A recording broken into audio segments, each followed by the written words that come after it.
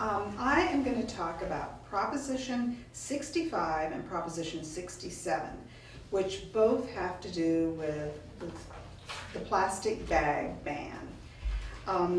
They are conflicting propositions, but interestingly enough, they were both put on the ballot by the American Progressive Bag Alliance, which is a project of the Society of the Plastic Bags Industry. So they're both brought to us by the plastic bags industry, but they are actually conflicting. So first I'm going to talk about Proposition 67 because it kind of helps to understand that one before looking at Proposition 65. Proposition 67 is called the Ban on Single-Use Plastic Bags, and this is a referendum. Okay, in 2014, the California legislature passed Senate Bill 270, often called the plastic bag ban. This law prohibits grocery stores and certain other retail stores throughout the state from providing single-use plastic carryout bags to customers and requires that they charge at least 10 cents for other types of carryout bags like paper bags or reusable thicker plastic bags. The law allows stores to keep the money from bag sales and to use the money only for specified purposes such as covering the costs of providing carryout bags. SB 227 would have gone into effect on July 1st, 2015. However, its implementation was suspended in February 2015 when this referendum, Proposition 67, qualified for the state ballot. So, specifically, Proposition 67 is a referendum that asks voters to decide if SB 270, the statewide ban on single-use plastic bags, should go into effect or not. Another proposition on the ballot, Proposition 65, could affect the implementation of Proposition 67. Proposition 65 would require that the money collected from bag sales go to a new environmental fund instead of being retained by the stores. Now, if both measures pass, the one with the most votes would prevail. It's important to note that some 150 California cities and counties, about 40% of the state's population, have their own single-use carryout bag laws. Those cities are not covered by SB 270, and their laws will remain in place regardless of the vote on Proposition 67. Now, the cost to state and local governments are predicted to be relatively small. There are state costs for overseeing implementation of the law, which may be offset by fees on companies who make bags. There are possible minor local government savings for reduced litter and waste management costs.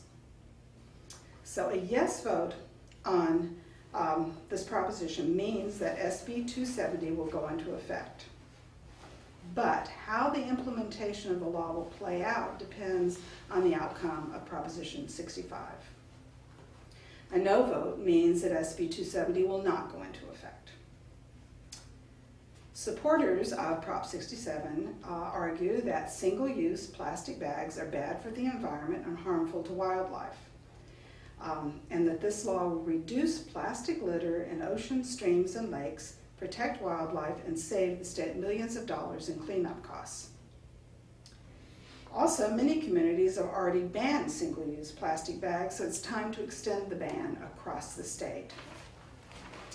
Furthermore, they argue that opposition to the law is funded by out-of-state plastic bag companies who are trying to defeat it in order to protect their profits. Major supporters include numerous environmental groups.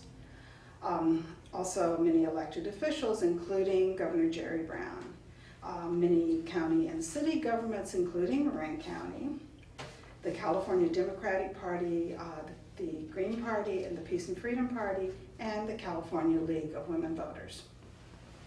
As of October 27th, around $3,600,000 has been donated in support of Proposition 67, with contributions coming from environmental groups and businesses, including grocers and reusable plastic bag manufacturers. Opponents to Proposition 67 argue that a ban on single-use plastic bags would decrease manufacturing jobs and harm the economy. Also, that it increases cost to California consumers who will be forced to spend 10 cents for every bag they are given at checkout. And that the law does not allocate any of the money from bag fees to helping the environment. Instead, the money goes to grocers for extra profit. Major opponents include the American Progressive Bag Alliance, a project of the Society of the Plastic Bags Industry, California Manufacturers and Technology Association, the Howard Jarvis Taxpayers Association, the California Senior Advocates League, and the Libertarian Party.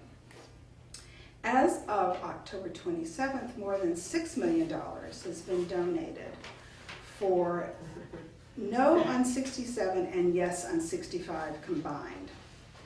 Apparently it's very difficult to disaggregate these.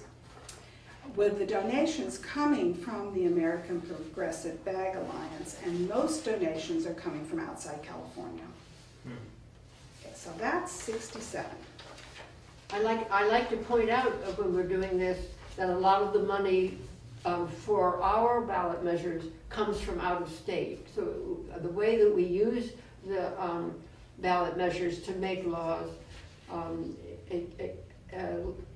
a lot of people use California to get the ball rolling, or to try what California, as the biggest state, what happens in California matters for the rest of the country.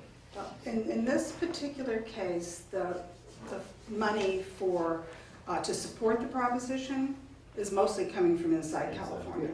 The money in opposition is mostly coming from outside California, from the plastic bags industry. Okay, so this next proposition, Proposition 65, is titled Carryout Bags Charges, and it is an initiative statute. Proposition 65 concerns how money collected by stores from the sale of carryout bags would be used.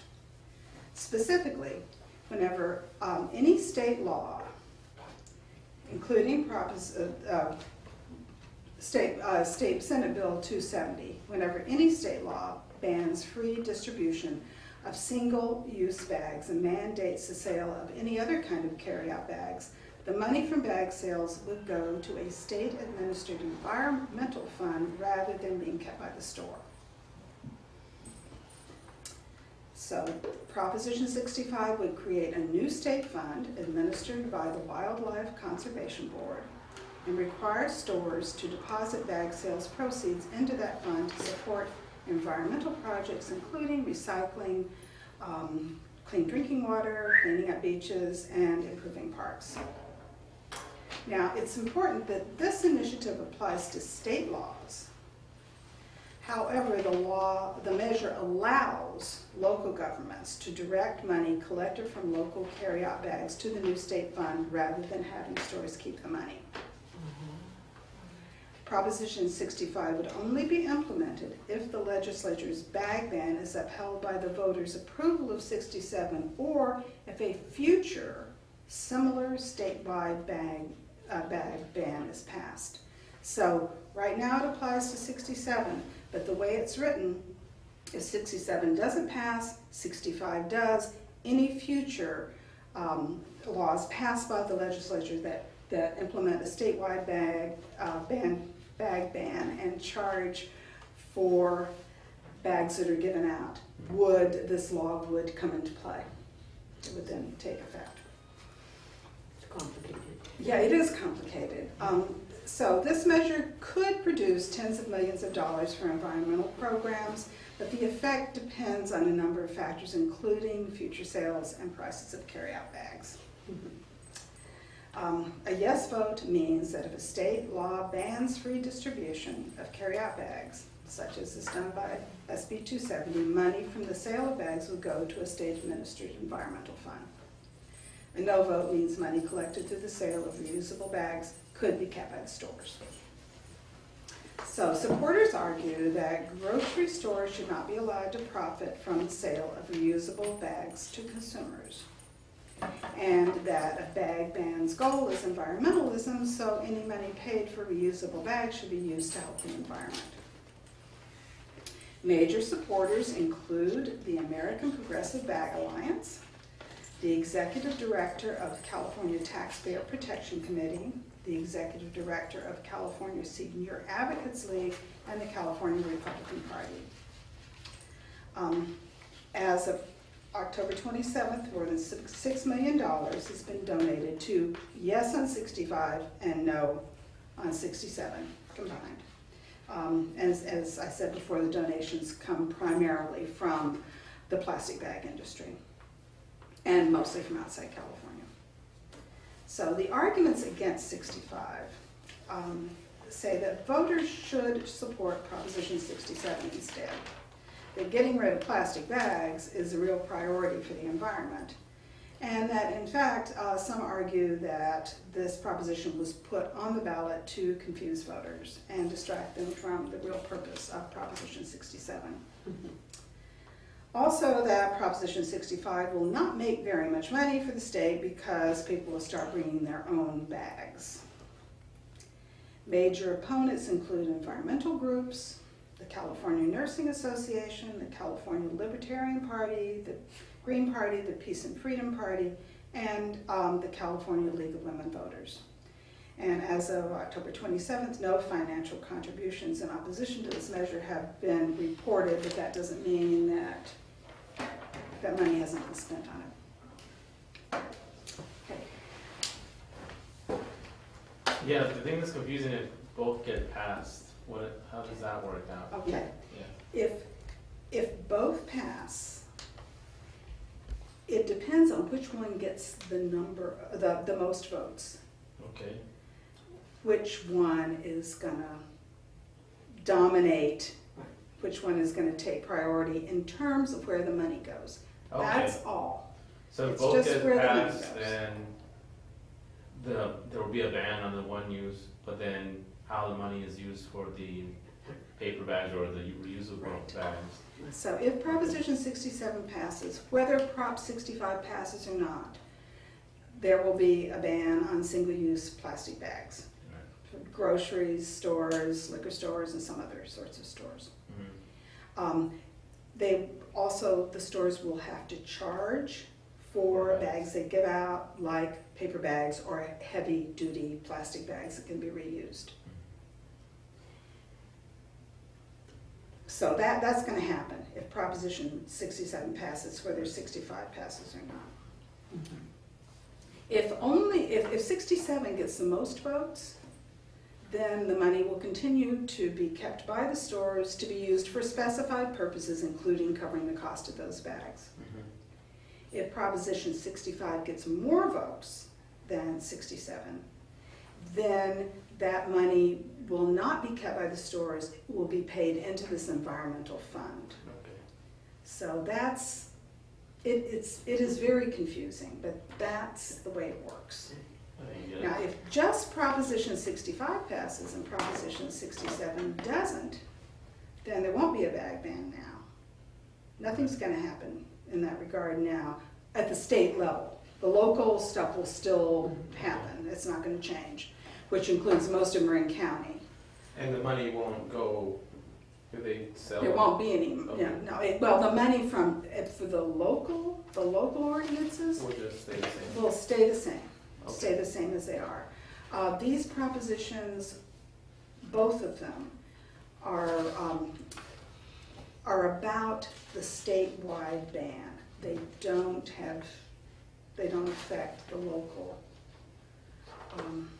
ordinances, except that if Proposition 65 gets more votes and local municipalities choose to pay into this fund, to have stores pay into this fund, they can do that. I see. Okay. Is that clear as mud? Yeah, no, yeah, that makes sense. Oh, good. Gosh, I learn it each time I hear it. I could learn it over But again. it's hard. It really is. It's very hard.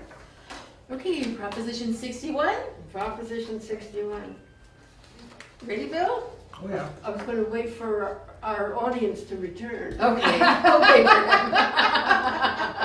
Okay. He may bring with him. Yeah, that's And the great. puppy is not listening. The so you wanna puppy wait is till- not listening. I don't know if we've ever had pets in our propositions, so this is great. This is great. Right, are you registered to vote, doggy? Okay. Are you registered to vote? Not in Marin. Okay. Oh, Oh, that's but you are registered to vote. Oh, so you could vote in the California state election. Well, you know, we're getting a bigger audience. Yeah. More dogs. Yes, that's okay. And that dog looks scarier. You should be more scared of this one. Oh, really? Okay. That's a pretty mellow dog. Okay, Proposition 61 is about the state buying prescription drugs for its health programs.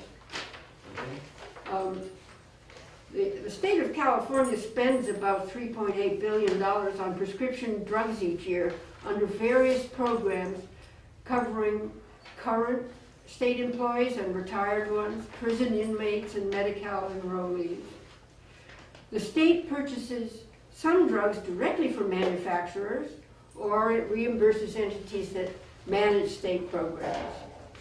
Significant drug purchases typically are negotiated and the state receives price discounts. Yeah, you're not. At the federal level, Are we okay? Yeah, you're okay. You're good. Oh, we got plenty of time then? Mm-hmm. Okay, never mind. Sorry, Annie. okay? Sorry about the interruption. That's all right. No, actually, no, we would change cards. Okay, hold on, we're gonna change cards. Take a break. Okay.